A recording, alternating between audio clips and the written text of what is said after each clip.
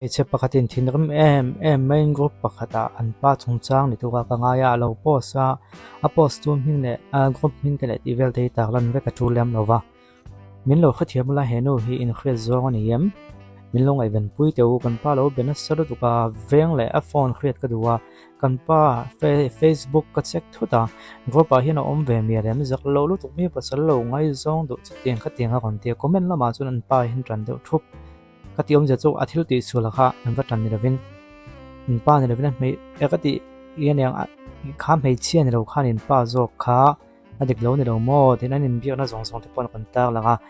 aria chiak lang vek kher po tu lem lawa an khriat tan chun lo in moto thin lo om dun to fo nin alang ani mo anin ngai thu te in je ting han lo in box na sa ve vio me jon thalak te point thona thalak hi a mel ka tilang dona environment mel ka tilan dong ka tin chan chu ai thalak he nang ma men lak sang nge kha tiang chi khamo I a om ta ne chu he hi ni ta ma se mel ke en khenin hi thinu hi ani tak takem ti kha ol som de na chui chwa thai ni chu google a hen kan zonga o heta lo hian khone heta hian khanu he hi nang ma men lak sakhania anti vel kha kan handa lut ta ni kan handa lut ta ma se mizo nula ani mel lo ta yi mai ni chu han en tai la ti hian om treu mai Facebook a hian mo kimi thalak he nang ma men lak ne te an thon vel kha he ta chun nam dang tong ne dai ta maya mo chuan chu lova po en ting ya niang heng te po hi adang dang te po ke en kol tai la nam dang tong ne vek men atu thalak ma tak chun hmang ni je chu abiak nu hian en ama thalak ni lo thon ti na kha chun meya loi mo photo thin an ni chuan ama ni lo ti khe ve tak nang ma men lak sakha ni a han ti vel bo ka kha thiam to lo ni chu hi mo mi thalak hi kum khat liam ta mi te ania ti khen om nol men nam dang thalak vek ani kimi post on om na hi tam hi om tuak maya chu alo ni ta ni chu he ka han en kol vel po kian khi tiang khi alo ni ta a en le khole a thin rim thak vi ngan no tan chu kan video de point lo en fu me te a thin rim view line a rin nang em a in mu photo thin chu an ni lo nga anga mo he Facebook manga online a tun ma ya SMS charge kan tiang ji tun ma kha tiang deu a lo ti pui ve thin kha ani ta nga ti kha ngai tuna khana kan oma chu ka kan tak lang ve me men yang poni se tiang ni ko hian an bi kin me chia te kan thin rim kan ko pui te kan han dem na tilang dal tuk lova a me chia jok te le lampang kan dem na kan han tak lan chiam hian ani na ka chung ke mani jok he kan mol pho deu thin hi pasal kha veng jok che te ko mena han tam thin na ting hi om ve de jawa a me khinga kha ka wa tin ani ravin thi pian thil thleng om chang hianin social media kan hanin post mol pho view mo kan ti po hianin kan mol pho tel ve thin ani ti kha nan tak lang deu ni ati dan thiam kha tha via ve han pa mol pho tel boka he me chia ta kai chu mi ran dem an tran deu thum sok jeng ko sei so mai thei ti kha ni ole kha chu du tok tai la Zawlnei deu hi tam khop mai hi a tong trai na la thu hi lo ngai thapot tiang minute ni la chon ve vel cho ne uluk te bin lo ngai thlai la Mizoramah hianin Hindu kati Mizoram hi kan la independent don ke mani kan len som don nam dang kai khoilan hoi kan lom don lo ti lam pang hoi ning ka khia Amen Hallelujah Amen Hayron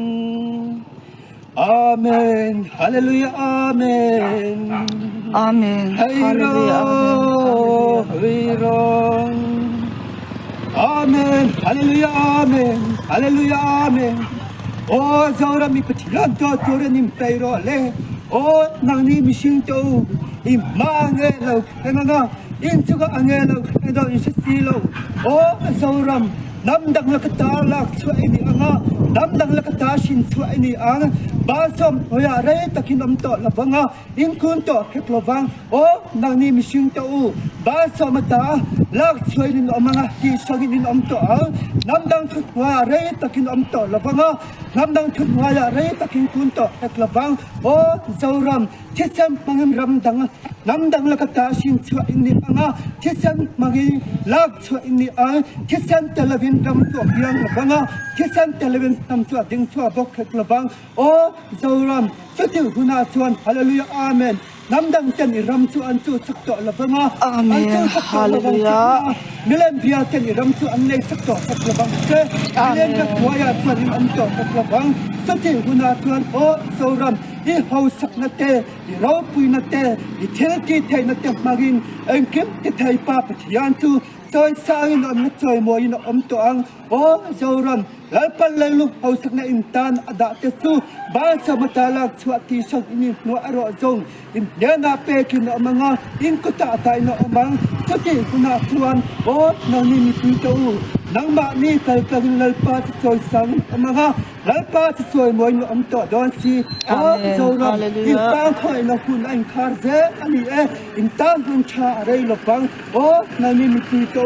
in chua chuan ki chen chua na to ren lalpa nang kim a kai kalta real kalta si lalpa na thu chu a dang lam to lawanga a chu to ka lawang lalpa na thu chu a khang dikti ngai bokanga a khang ngai bokang o zoram I pathian to rin pe ro le hallelujah amen Hallelujah. amen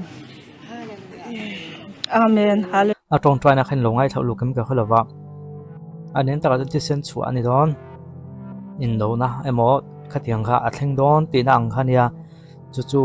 don Mizoram hi India ram chung ania namdang ro kan hoi central so ka chom kan nia pan tiang e chung la ka tanga zalen na chu kan pong ning ka he chu me thang to chun ti sen chuana angai ti sen chuana tangin te kan tia an khoi fia don chon puang den reo me ama ka chu pathian thu kan Mizoram chung pel lo pathian thu hi kan boi pui na sang renga ka wa dem chuang lawa kan boi pui zong hin ang lawa ma ka chu kan pathian chu chuan nam zong zong he na khovel kam hun tina kala chanchin tha puang dak torin chu tiang chanchin tha chu min pe a ma ka chu nam zong zong le khovel kam hun tin ni ro Mizoram chung bil pathian thu boi pui hin om ve le poka yang hi om hi le ma chana thavenia alo pom tok le oi tok pol hi kan ma kan om zera ko khan tin a theponia tu ma kan indem thela ring tu na ring ani chuna thwa ne maya amai ka chu inge kan ngai dan ti kha comment lama lo se ba don ya a thleng dik tak takang ti hlom reu me tong le na ma chon isen chuan hmangin i de kha kon soi chota ni chu eng le khole ka soi sel khon pa lawa ko oi khon pa lem lo boka ko oi lo wanga va deu so chiam kha thul ka ti lo boka anuam ve lo ma le te ko ti kha top kha na ni ko se